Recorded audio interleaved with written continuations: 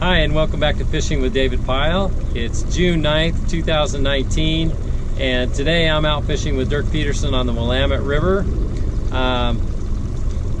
It's a bit of a slow day. We've seen a couple caught, and we actually landed one that we had to release. But I expect as this month goes on, we're going to see some better fishing.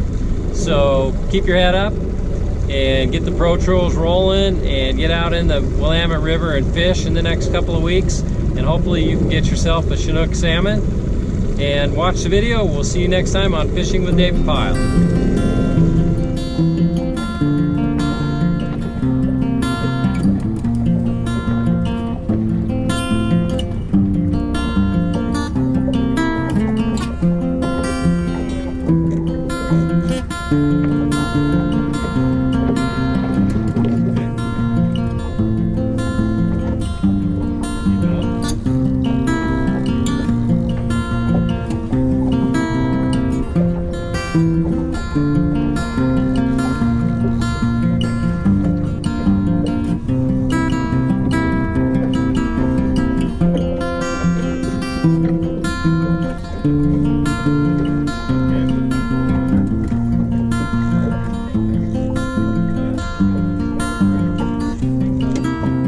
Thank you.